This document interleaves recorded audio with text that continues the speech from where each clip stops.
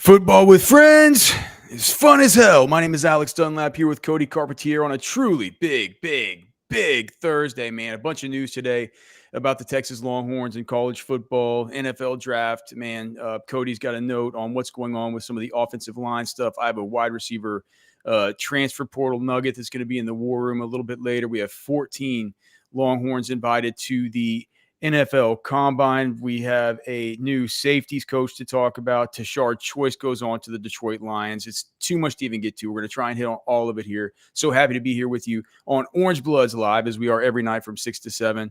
Cody, how do we even start? Well, first I just had to fix my mic because I realized it wasn't on my mic. But secondly, I think this might be the most action-packed off-season show in the history of the program. Well, that's saying something. Let's talk about your offensive line update since we put that on the thumbnail. All right, so Nick Brooks. It was an interesting thing. I was just kind of like reaching out to some people trying to figure out kind of what the expectation was for the offensive line, given obviously the team made a run at Emmanuel Pregnon from USC, went to Oregon, Pat Coogan from Notre Dame, who ended up going to Indiana. I didn't even realize he went to Indiana, if I'm honest with you, Alex. And I was kind of just figuring out because we heard it feels like 3 weeks ago that NATO was going to likely be the left guard, or at least get an opportunity to be the left guard. And I was just kind of like trying to find a source that could kind of like confirm the thought that NATO was going to get his opportunity at left guard. And they brought up Jaden Chapman working in behind him and kind of being the competitor for that left guard position. And then randomly brought up Nick Brooks, who I feel like personally I had the expectation of Nick Brooks likely working on the right side at right tackle and potentially being in that kind of Brendan Baker, Andre Kojo, Nick Brooks kind of competition for the right tackle position. And it sounds like he's going to begin spring camp as the backup left tackle, competing at left tackle position behind Trevor Gooseby. So it feels like we're getting a little bit of light more on the offensive line as far as what is expected to maybe what it looks like when spring camp opens up. Of course, the transfer portal, there's still going to be a window here next month. Cole Hudson, though, that was one that I actually had in my head for that left guard position. Why wouldn't Cole Hudson get an opportunity there? It sounds like he's probably not going to get an opportunity at left guard. Well, it's not that he won't get – it's not that he's not going to get the opportunity. It's just like I think it won't be a key. Well, he could be. It's just it's sounding like from what you're hearing, it's and I trust your source on it. But the thing about the left guard and the thing about it being NATO and why NATO Yamuzolo is definitely somebody who is a real just an important kind of they say the offensive line, it's only as strong as its weakest link. Yep. And I over the years I've kind of come to think that that's just, it's not exactly right, but it's pretty much right. It isn't exactly right, but it's pretty much right. And NATO, if you just look at kind of what he's done so far, at least up until this last year, he has looked really bad. But look, he did come in with a whole lot of pedigree. He was a guy that people were rightfully excited about. And then this last year, I'm just looking at sort of some of the offensive line grades, and there were only 2 games wherever NATO was able to actually have enough snaps to qualify for a grade in the deep dig grading system. And that was versus Colorado State and versus ULM. And in those games, he graded out with a 77.36 and a 79.81. So those are good outputs as far as on the deep dig scale. I know that we have new listeners and new viewers virtually every day here on the show, and so you guys might not understand what that means. But so those scores and my grading system, where I grade every single play, dating back to the 2013 season, it's set.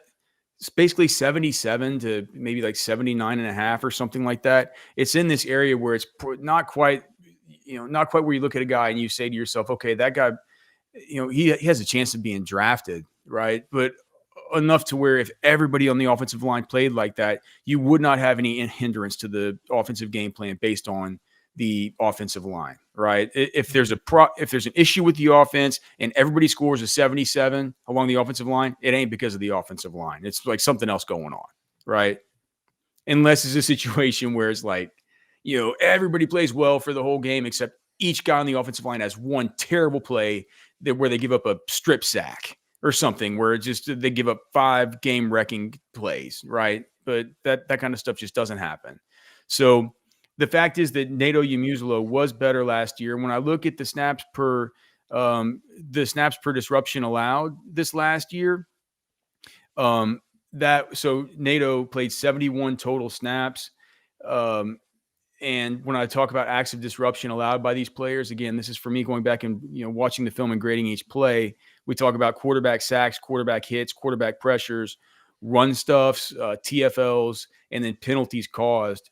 Nato on 71 snaps allowed 1 run stuff, 1 TFL, and he committed 1 penalty. So he only allowed disruption once every 23.67 snaps. Not the best, but certainly not, you had guys heck, you had starters this year like Cole Hudson that allowed disruption once every 15.56 snaps. So, right there at once every 23.67, that's right along the think DJ Campbell 2024. He was allowing disruption once every 24.83 snaps. So we've seen whereas if I was to look at the deep dig in 2023, I don't have it pulled up, but let me just do it real quick so I can just make sure. I hope it's, I can just tell you in 2023 he was just nowhere near that level. So 2023 deep dig as a comparison, what did I say, Cody? 23.67 something snaps like that per disruption. So in 2023, he played 47 snaps. He allowed 4 run stuffs and had 1 penalty. He allowed disruption once every 9.4 snaps. So just a big upgrade from 2023 to 2024. If we saw something similar from 2024 to 2025, you feel like that's something where you can hang your hat on. You're like, well, the left side of the offensive line, we know it's in good hands with Trevor Gooseby at the left tackle, right? Can Nato elevate his game? That's important. And I just the question was, it's like, okay, is Cole Hudson going to play left guard? And then we're going to have Connor Robertson or Daniel Cruz or one of these dudes play center. I think that eventually it might be Daniel Cruz coming in there to play center after Cole Hudson gets done. But in order to get your best 5 out there, it's like they're saying to themselves, man, Nato's he's got to have the flip switch this year. Then we get Cole Hudson, who was not good this last season, but I mean, Flood liked him enough to start him for basically a whole year as a true freshman. You know what I mean? I mean, he's obviously got the reps. He's battle tested. You get him in the middle, then of course DJ Campbell, and on the right side, I guess Brandon Baker at the right tackle. There's a lot of question marks about it, man.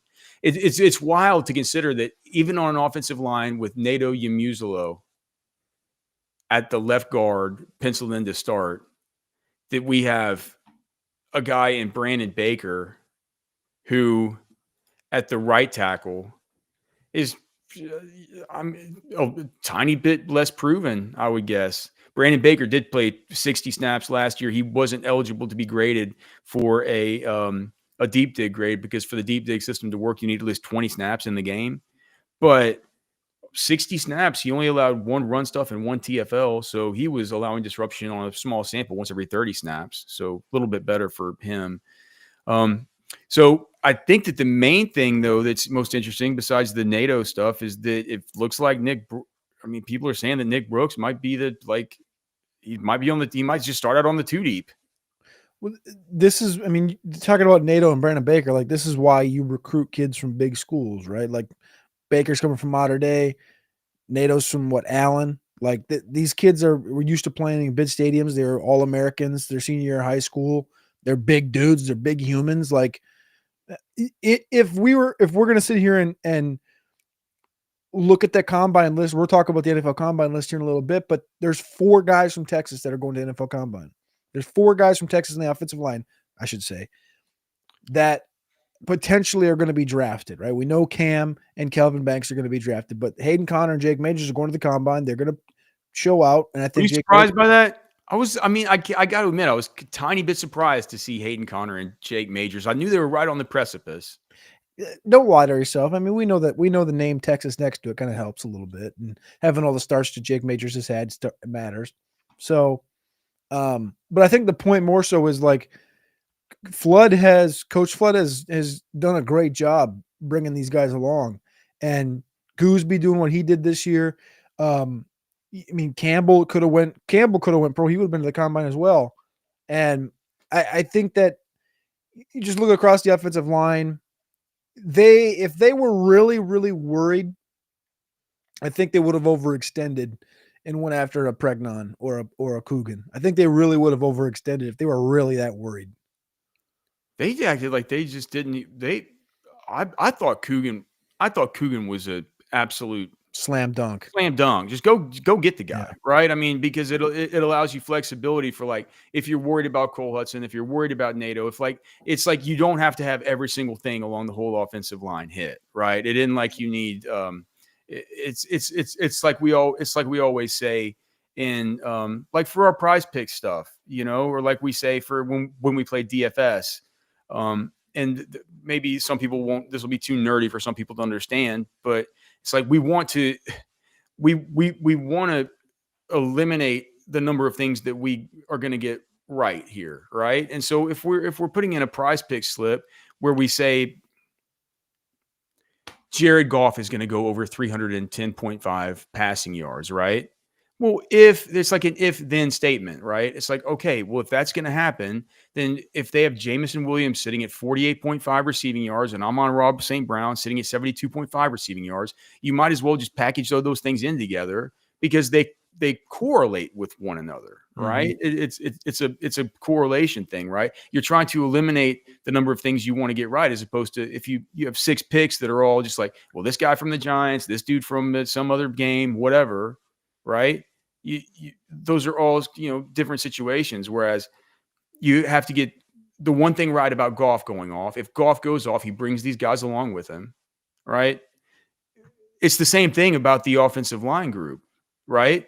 You want to eliminate the number of things that you have to get right. And if you had a guy like Coogan in there, you don't have to have NATO hit, and you don't have to have Cole Hudson really turn the page and kind of get back to he has to get on a better trajectory. Like he for a guy to kind of be like this and then kind of up a little bit but down this year, you would have liked for him to kind of had a little bit more up and to the right. You know what I mean? If on the old graph. So I don't know why, but it's like it's the one thing I always say, dude. It's just in Kyle Flood, I completely trust. I mean, if he thinks he's good, he's certainly good. Looks like we have a super chat here from. Thank you for the super chat, Longhorn Football Edits. Good evening, fellas. Good evening to you. Good. Thank you so much for the super chat. If you guys have super chats, please put them in, and we will get to those for sure. Thanks to everybody here already piling into the show.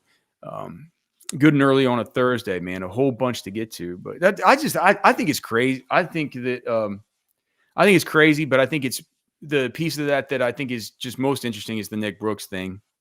I think that the fact that I mean, you anything happen. One play away from having that dude as your starting left tackle. Yeah. Let me ask you one question because you brought it up. This is kind of a thought that I had, and I put it in our news and notes.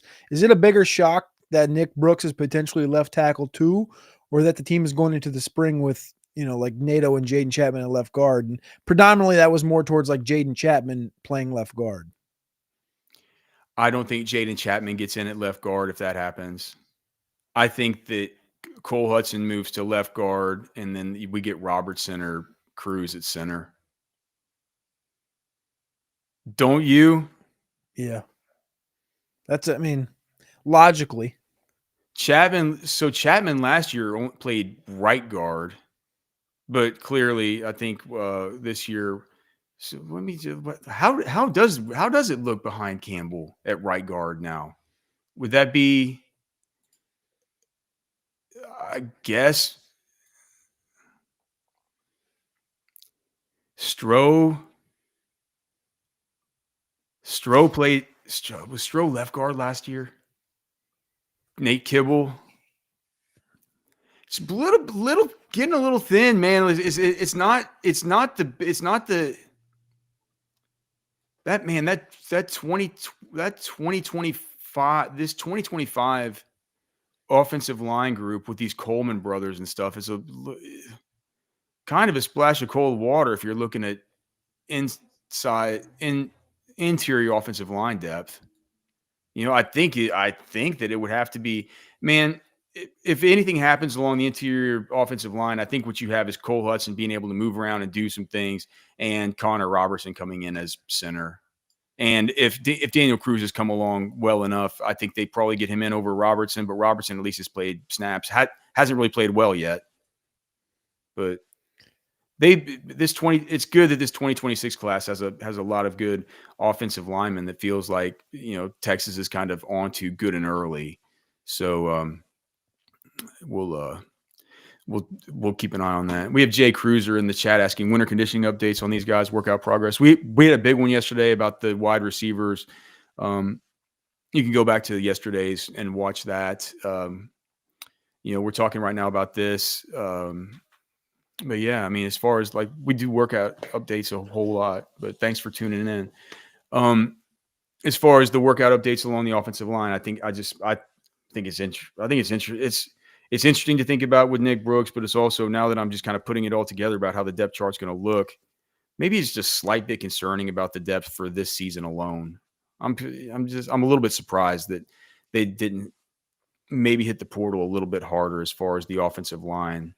Feels like it was the defense. It was the defensive line that they had the biggest priority on as far as the first part. But then again, I mean, I got word that all have in the war room about what's happening with some portal activity that they're expecting to happen here in the spring period.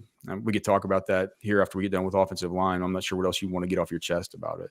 I just have one other thing about the offensive line, but it's not about the current offensive line. It's about a guy that departed or is in the middle of departing. So I just want to kind of weave this thing into the offensive line. I was listening to a podcast today, and Dane Brugler from The Athletic, NFL draft analyst, he had some choice words about Kelvin Banks on his he released his top 100 big board on The Athletic, and they did a show about it. And I wanted to get your thoughts on this because I've said this on multiple shows with you. There's nobody that's watched more Kelvin Banks than you and maybe Kyle Flood, in my opinion. And I've told that to people at the Senior Bowl. We're sitting there, and you had conversations with those guys about Banks. This is from Dane Brugler, though. He says, and I quote, this is not me, and I quote, "A lot of people have him in their top 10. I've never had him in my top 10. I've never saw him as a top 10 player. He's a fine player, a potential starter. He's a really solid player. There's just a lot of rough tape with losing balance, falling off of blocks. I think he's a better guard." I mean, I think Dane's okay, dude. I mean, nice enough. He's made a good career for himself doing this. I remember when he first started, he's just doing this stuff part-time. Him and Rob Rang and these dudes are just like, I think he was like a teacher or something. I don't see, like, I mean, if he's saying that he's got, like, if you want to find bad tape on Kelvin Banks from the last 2 years, you can watch Rice in 2023, but that was bad tape across the whole offensive line for everybody in that season opener. It was a terrible game. Mm-hmm. That 2023 Kansas game was a tough game. I forget who he was going up against. It was oh crap. I see him. You can picture him, can't you? I can see him. What the hell was his name? I don't know. I can't remember it either. UGA for UGA was tough for Banks the first time. Austin Booker? Maybe that was it. Yeah, that was it. Arkansas was tough this last year for Banks. And then Kentucky was hard. But I think Kentucky, he got hurt in that game. But Kentucky had a good front. They mixed it up against him. And I can see maybe noticing some balance stuff in that. But if he's talking about bad reps from Kelvin Banks, he's talking Rice that year. He's talking Kansas that year.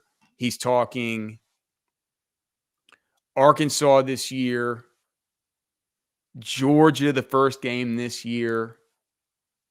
What's the other one I said? Kentucky, Kentucky. Kentucky this year. And look, if he thinks he like, but I just you to say that I've just seen reps where he gets off balance and he loses battles and all this. It's like I don't. I've seen the.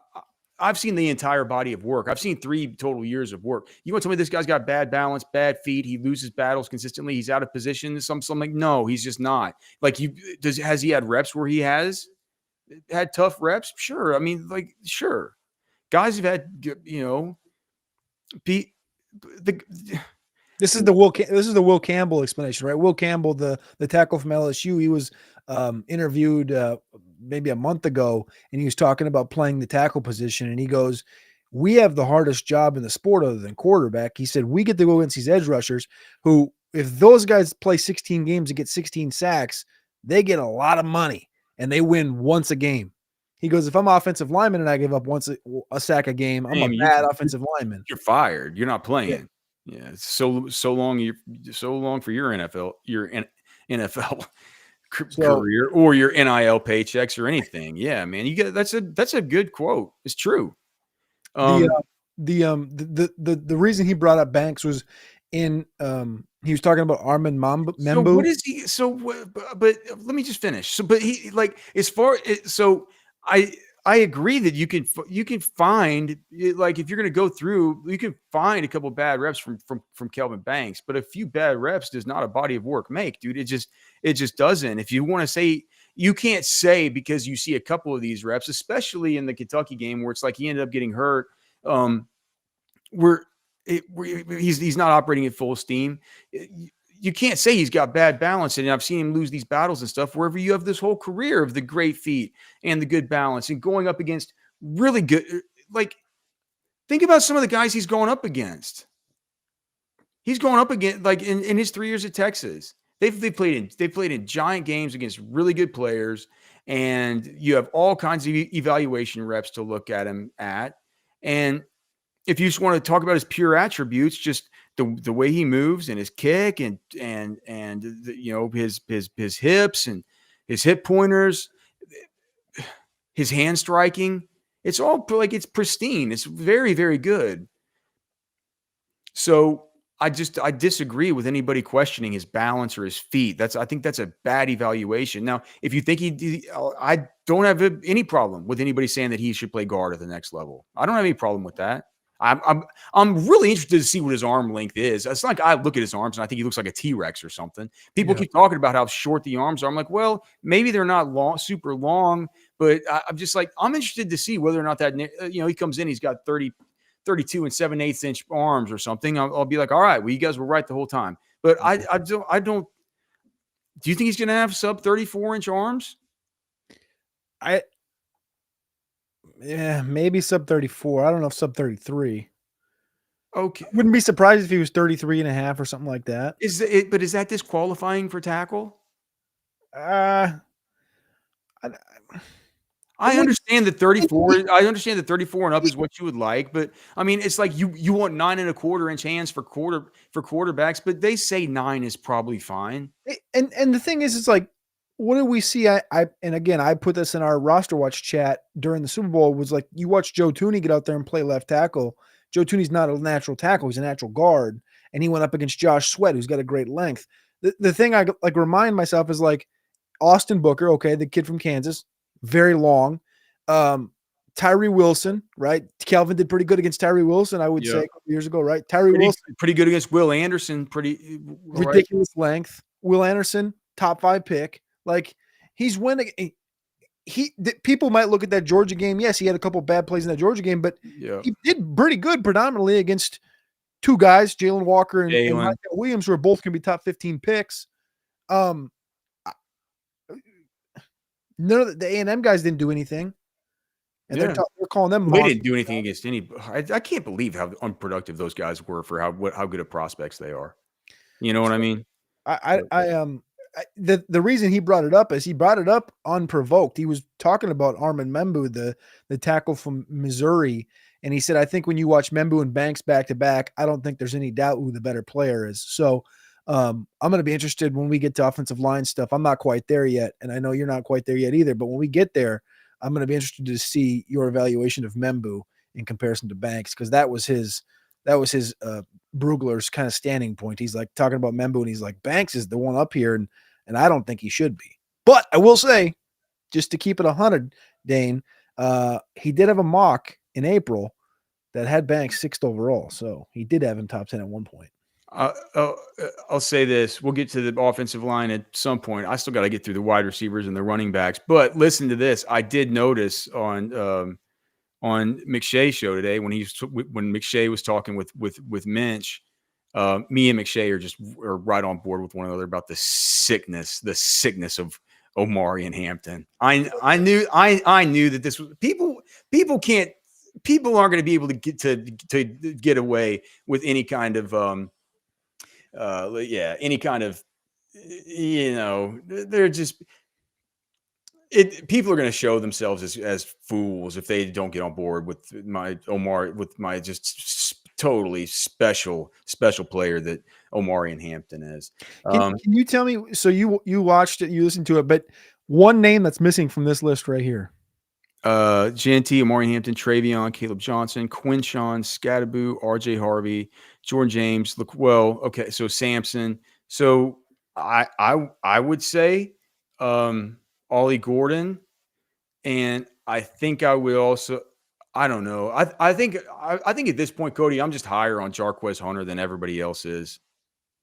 This is the next page. Jarquez Hunter's below Jaden Blue. I haven't even watched Kyle Monangai from Rutgers yet.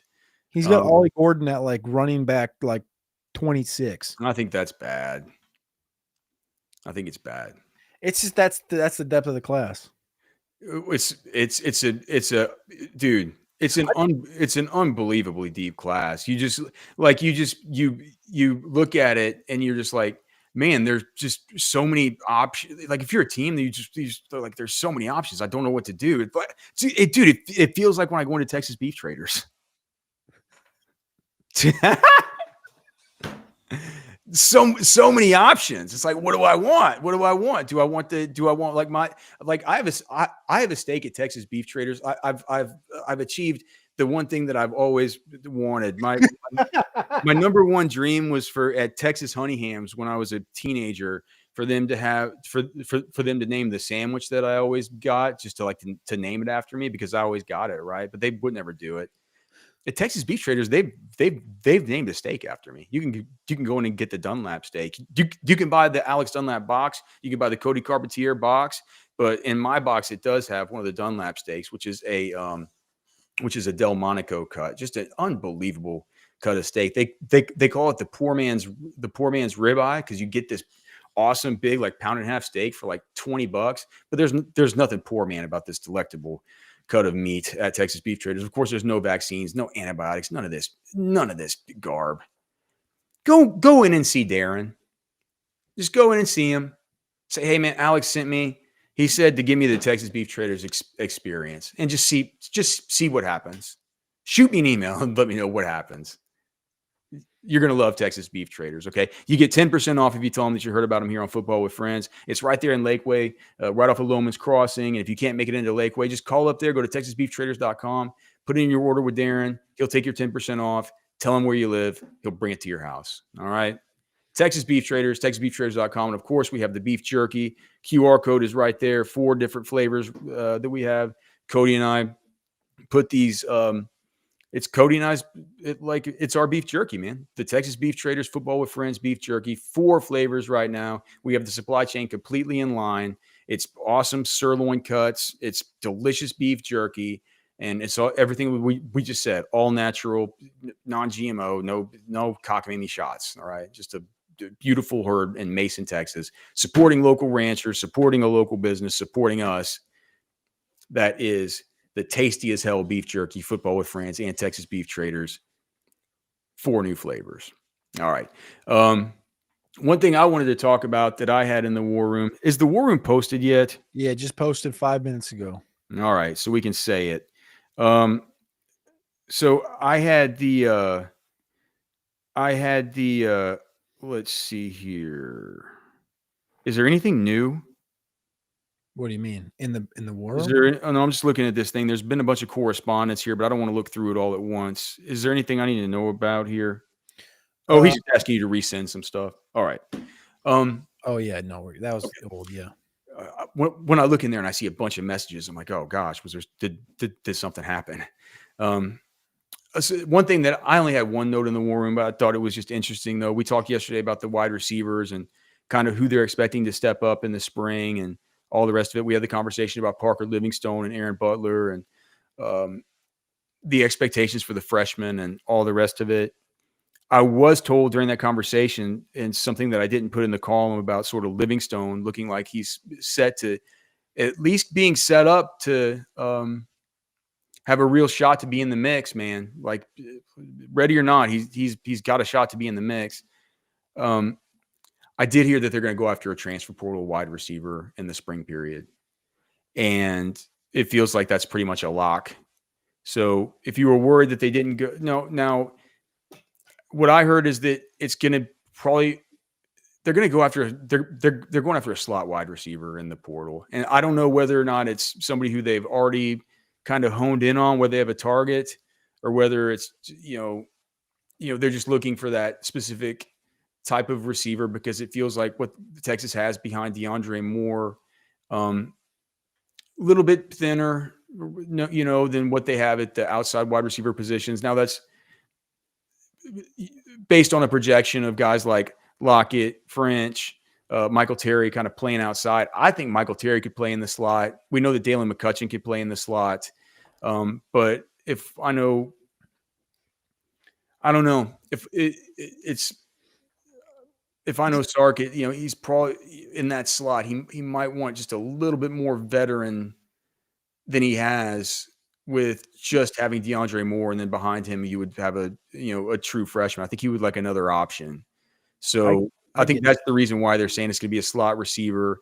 The other thing too is it's not as giant a priority as it was last year, which makes sense, right? Because I mean, last year they go and get three guys, and they're all in the early expensive window. Whereas now we're talking about kind of the dented can aisle. We always say that like the dented can aisle window, right? Which is the post spring. You're like, well, why are they getting in post spring? Like, what's happening here? You got to kind of kick around a little bit and make sure that there's not there's something weird going on. So if that, it kind of goes to show it's not, I don't think that they're going into the portal this time if plans stay the same way. Now we could get through spring and like they're like, oh, no more issues now. Like we're actually set. But I think the plan right now is the plan right now is slot wide receiver one um, in the spring window in the in the slot, Would but it, probably not as big a but not a big fish type. it might be similar to, I feel like just going directly to slot wouldn't make the most sense given the depth. I mean, you talk about the depth being like you don't want to just be you have a true freshman sitting behind DeAndre Moore, who is your most veteran player in the room. If that means that on the other spots, like if Wingo were to go down, you're looking at a potential Terry or Lockett or something. And if a Livingstone or something goes down, you're looking at a true freshman regardless. So my brain, when you say this, makes me go to, well, what do we just see from Isaiah Bond? Bond was what, a 53% slot guy at Alabama. So he played a lot of slot, Yeah. but also dynamic on the outside as well. I think that would maybe be the direction my brain goes. So if I'm looking at guys. Yeah, we'll see. I don't I like I said, I just this was what somebody told me. As always, man. Whenever people give us these reports, like this stuff nowadays is like not always, but a lot of it's just done on text, and you can't ask these guys a million questions, man. They'll quit answering you. Yeah. So you got to just get the information and then just try and figure out what it means. And I hope we do a good enough job of saying this is what we were told. All right, that's that slot wide receiver spring window. Now, the other things that I said are not what I was told. That's just what I think it means, right? Mm-hmm. So, um, that's where we are on that as far as those guys. And then look, as far as you guys, the people who are here with us here that always are here watching the show, we want the best for you, just like we want the best for these players, and that includes your career, right? Have you talked to Andy Ludicky yet? Look, I understand if you don't even know who Andy Ludicky is, but that's him right there. He's on the screen. He's smiling at you. Do you know why he's smiling at you? He's smiling at you because he is rich. I mean, I am talking rich. You should see his house. You should see his country club. The way he got that rich is through franchises. And you can get into these he was telling us at dinner, Cody, you can get into these things for cheap, man. It's like it isn't like this you got to pay an arm and a leg to get into these kinds of businesses. People get into these kinds of businesses with some little bit of extra cash on the side, little bit of a nest egg. All they do is just diversify some of their investments, and they get into a passive income situation with one of these franchises. Next thing you know, you're like Andy Ludicky, and you're shipping like trash cans, these giant trash trucks all over the place, all over Alabama, to different job sites, and you have money coming out your ears. And that's not his only franchise, man. He has had him in healthcare. He's done it all. Look, he knows the pitfalls. Okay.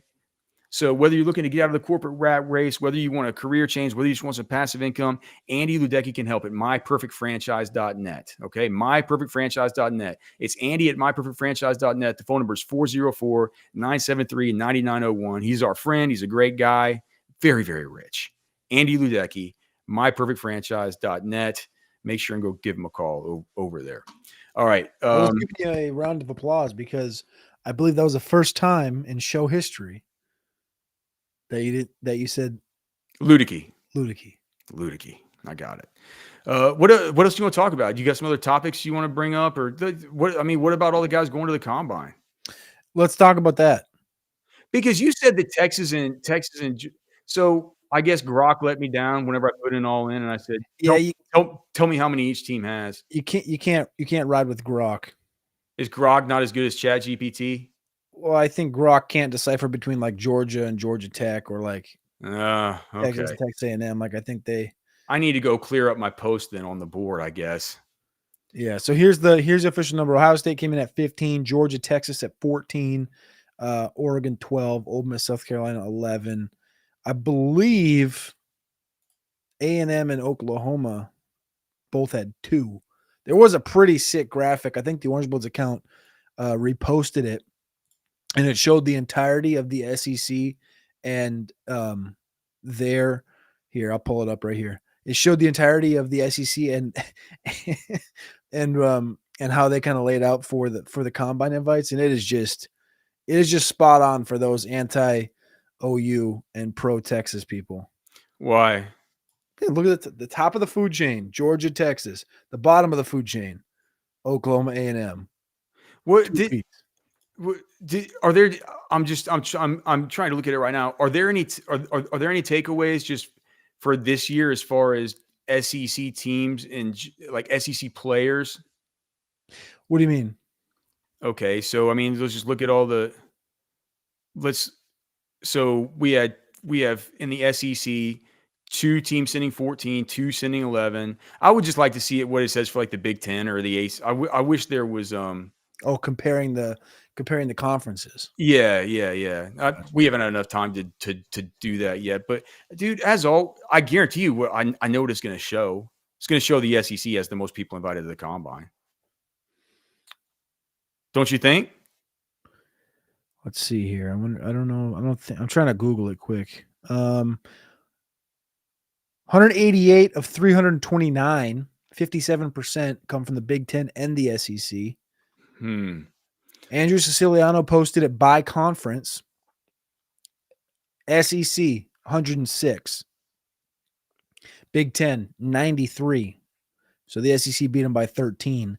Then it's the ACC was 66, so 27 below the Big Ten, 40 below the SEC, and then the Big 12 with 56, which is below Texas couldn't get out of that pipsqueak conference fast enough, dude. It's so embarrassing to have to play. I'm telling you, man. And Cody, I love your guy, Josh Pate. Right. Whenever I listen to his show, he's always pretty smart and everything like that. I just can't with this guy saying that we need to realign the conferences back to where Texas has to play pipsqueaks like Baylor and stuff again. This like, there's no way, dude. You could take the SEC from my cold dead hands, man. It's like that's not happening. Texas can't be going back into a league with like, he says that Rice needs to be in the league. Well, it's because he wants to go back to the Southeast. Was it the Southwest Conference? Why? No, dude. No, man. Because he wants even alignment across the board. No. I mean, dude, it's great. It's just content. That's all it is. It's great content. Well, I'm just so glad. I'm so glad that Texas. If Texas was in that conference, it would be undefeated every year. But well, I mean, Texas was in that conference and they weren't. Yeah, they had some good years for sure. But like any surprises about guys not invited? My biggest surprise was Silas Bolden. Yep, I thought Silas, and that's why I commented on your post, was Silas and Big Bill. I expected Big Bill to make it just on size, and he made a few plays, and they want to get him in there and see how he performed athletically. I feel like that's going to be an interesting one. That like he's got the body, I think, to play in the NFL. If he were to go to the combine and see, and no low lay either. And so, what does that say about the depth that's needed to have a really good defense and have your defensive line be fine? Also, you need your second level guys just to be guys that aren't even good enough to get combine invites. So the defensive line class this year, last year's combine 2024 had 25 defensive linemen. This year had 41. Plus 16 this year at the defensive line position. Well, it's a good year for it. So that's, I mean, when you're not, when it's a strong class, fifth year guys kind of probably get pushed to the side a little bit, and guys that didn't play. Well, there's a number of things you can go through. That wasn't Lole like 6th or 7th year or something. Lole was super old. But like guy like you hit a threshold like that, and it's like this guy didn't start. He didn't play 25% of the snaps. He's been in school for 6 years. He's been in 3 schools. Like I'm sure there's a bunch of things that they're like, all right, we'll just let him go perform at his pro day and we'll see what happens. And it's like those guys are fringe anyway, right? Like those are like fringe 7th, UDFA, PDFA, whatever. Yeah. I mean, I was surprised. I guess Silas was the one. Bill surprised me a little bit. Silas more so than anything. No. What about Juan Davis? Do you like no surprise? We talked about him as a maybe. Yeah, but I get it. He's not some super freak. Like if we knew that we knew Juan Davis was some like freak athlete, I think you'd be like, all right, I'm mad. The new narrative around Texas coming into next season and what people are going to say about Texas as far as the roster this season versus next season, the new narrative is going to shift now from 2023 to 2024. It was, how are they going to replace Tavondre Sweat and Byron Murphy? Now they're going to say, how are they going to replace losing their entire offensive line? Basically, they had 4 of their starting 5 offensive linemen all get invited to the combine. Arch Manning's in trouble his first year. I'm not saying that. I'm saying these are some of the things that people are going to say. Yep. So just get ready for it. We talked about it just now. I mean, there are some concerns for sure, but they're not. Those people aren't the hyper informed like you guys are watching these shows. Like they're just. It's not like the offensive line is, clearly there are question marks, but it's not like it's not like we're rolling craps with every possible scenario here. It's they're. I will say that I think we're going to be running around with our heads cut off on the O-line D-line day at the combine. Gonna be a lot to cover. I don't know how we're gonna be able to. Right? Wait, D-line is on day 1. O-line's the last day, so those are separate. So O-line will be. We won't even be in town for the O-line one. That'll be Sunday day. Well, that's for the on-field stuff, but we'll still be there for media. Media will be on Saturday. Okay. Well, but I can't, dude. I've been to 14 of these things, and I can't. I don't know when do we go over to the stadium on At, Saturday to watch the? at night because they make that prime time. Oh, that's right. They changed it. Yeah. So They we'll do changed. the O-line media. So we'll just have How those are we gonna three. do football with friends on Saturday? Or I guess we won't on Saturday. Yeah, we ain't gonna do this show on Saturday. Yeah. Okay. You think you're gonna get a special show out of us? No, I was gonna say, man, not if we're watching these guys run and making all of our money over on Prize Picks. Speaking of which, so that'll be probably be final takes not next week, 2 weeks. 2 weeks from tomorrow. That'll be a prize picks. Yeah, there'll be a whole lot of we'll be talking a whole lot of Prize Picks on that one for sure. All right, what else do we need to talk about here? Should we talk about the running backs thing? We talked about the running back situation. One of the first things that I had written down, did you see these tweets from? So we talked about Xavier Crowell, the running back from Alabama, RB1. Should we just say that if there's anybody that's living under a rock that just tunes into this, maybe there's somebody that just tunes into this show for their Longhorns news. Tashard Choice left for the Detroit Lions, so Yeah. Texas needs a new running backs coach, and it's a pretty big loss. It's one of these that's going to be like it's one that stings. It definitely stings. Anyway, go on. No, great preface to that because Yeah. I don't know. There might be some people that are degenerate Alex and Cody fans. So It could be, man. I mean, the show's growing, and people say that we watch every night or watch every morning. Maybe they just I'm sure some of our roster watch fans come over too, so they might only literally consume us. But weird. Xavier Crowell, RB1 the class. We talked about him all week, kind of because he was like the focal point of my column on Tuesday, whatever the hell day I posted it. Being that Texas was pretty much swinging for the fences, like swinging on him. We already knew Javian Osborne from Forney and KJ Edwards from Carthage, two backs from the state of Texas that they were focused on, but that Xavier Crowell was one that they were just, trying at. And he's very much a heavy Auburn, Alabama lean. And as soon as literally, Alex, within 5 minutes of the announcement of Tashard Choice leaving for Detroit, Xavier Crowell tweets, "I will no longer visit Texas June 6th through 8th." And then he followed up with a tweet of, "I need to find the new official visit." But then he deleted it, didn't he? He deleted that one, yeah. But then he kept "I will no longer visit Texas" on the 6th through 8th. 6th through 8th. Javian Osborne. That's still up. That's still up. He left it up. So that one is, yeah. But the other one he deleted, the one that was like, "I need to find somewhere else to go" or something like that.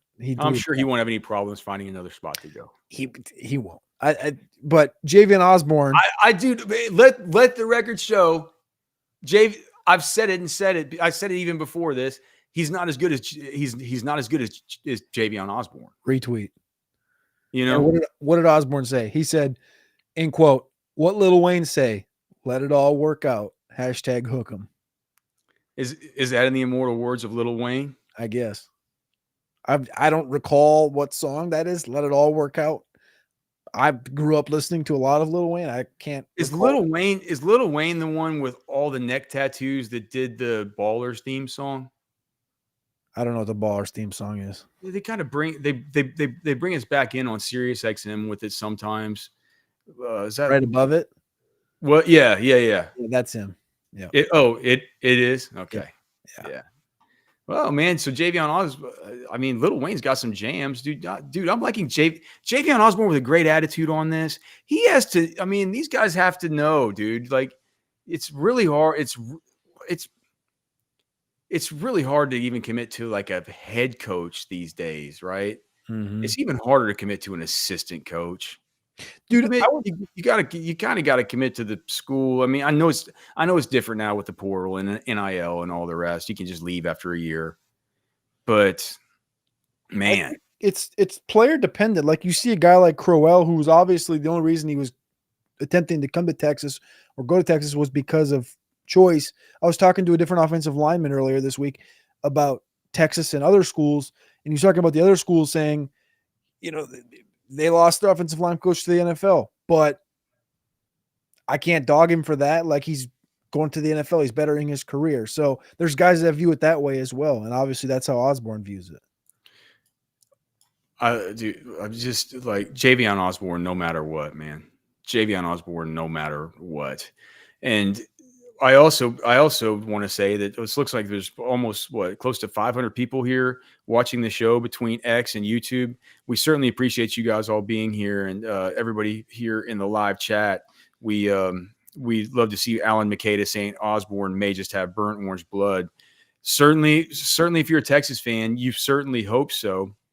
I know that after the show's over, I'll be getting a little bit of tequila in my blood because that's kind of what I generally do. And of course, the only place that I ever buy it is the people who give us the Specs chat line, and that is, of course, Specs. With hundreds of wines on sale, Specs is turning these aisles into the ultimate love story. Uncork something special during Specs' huge wine sale, going on now. Specs, the fun starts. All right, Cody, we're getting close to out of time. Anything else that you got going on for today, or do you want to save some of this stuff for final takes? Let me just drop this one in here because we're talking about choice, All and right. obviously Coach Gideon left earlier this week. In the snap of a finger, Gideon and Choice are gone overnight. Is there any names in the coaching staff that fans should be worried about next? For this year, or No, just like just in general, like this year. I mean, I think this year is probably the I think hopefully the wave is gone. But as far as like next year goes, who would be? Is it maybe Jackson? Oh, I mean, don't get too used to Johnny Nansen. Johnny Nansen, that's probably the one. It's like, don't get too used to that guy. He'll get out of here after Van Hill goes pro, and he'll go get his DC. He'll get hired as like a defensive coordinator at like Florida State or something. Like some big job will open, and someone will get the head job, and he'll take a DC job there for one of those guys. Or, I mean, what about who's the hot young coach at like Tulane? Summerall. So yeah, like him. It's like that guy will get like the Kentucky job next year or something, and then like Nansen will like go take the Tulane job, or do you know what I'm saying? Like I think he might get like that level of head job. But I think at the very least he'll be going for like his own defensive coordinator role at a school very similar to Texas, where he's not kind of PK's sidekick. And then, but I would say outside of him, Milwee maybe. well, I mean that's interesting because March. what you see, yeah, because what people will say about him is they'll say if people do start viewing Sark as sort of a LaFleur or a McVay or one of these guys that you just want to pick dudes off, Kyle Shanahan, one of these guys you just want to pick dudes off that just come from coaching underneath them. With McVay, it's worked almost flawlessly. It's been really good under like just picking off his assistants, his offensive assistants, right? Passing game coordinators, quarterbacks, coaches, these types of players. So maybe you could see Milwee going somewhere and getting like a real OC. Yeah, I mean, would you be surprised to like say I'm trying to think about like just some school in like say like Baylor got a new coach or something like that, and then they wanted to hire Milwee as the offensive coordinator. Full-time. You know what I mean? Yeah. That would be the kind of thing you could see him kind of leaving for. Who do you think is that kind of anybody you would put out there? I was thinking Jackson. That was the kind of the direction.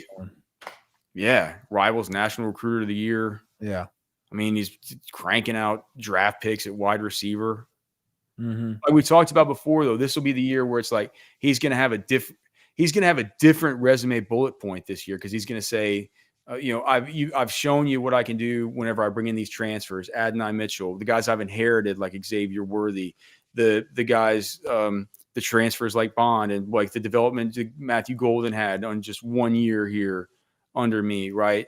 Now the resume thing's going to be like, all right, now what about the guys I went out, that I recruited, that I hand selected from the high school level, who are going to get thrown into the fire pretty early? That's going to be a real sicko of a resume in like 3 years. He's done it all. So you can see him leaving too. But dude, it's the sign of a healthy program. Now, you can email us, fwfemails@gmail.com. If you're watching this show on Friday or Saturday or over the course of the weekend and you want to give your takes or anything like that, that's the best way to do it. Any ideas for the show, stuff like that, we're always open to hearing it. And if you have an interesting enough topic that you want us to discuss, we will talk about it here on the show. We want you guys to have feedback with the show, just like everybody over here in the chat. Is it to my left or to my right? I'm not sure how it's viewed on the screen. Left. On my left. Thanks so much to Poncho Outdoors, to myperfectfranchise.net, to Specs, to Texas Beef Traders. Go get the beef jerky at the link below. This is the part of the show where we just ask you for a couple things. We'd never like to do it during the show because we're so thankful for you guys being here and spending an hour of your night with us every single night. We know that time is your most valuable resource, that you're spending it with us. We're very, very respectful of that. But if you could please like the show, please subscribe to the channel. That's very helpful to us. All you got to do is click the like button below, the little thumbs up.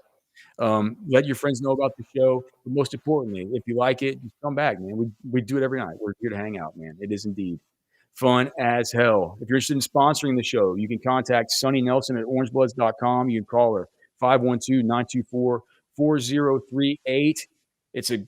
Sunny's awesome, man. We can't thank her enough for, helping out with our sponsors and just doing everything that she does. And we can't thank you guys enough for being here. We love you very much. God bless y'all. God bless your families. It's a Final Takes Friday tomorrow. I'm pumped for it. We hope you are. For Cody, I'm Alex. We're done.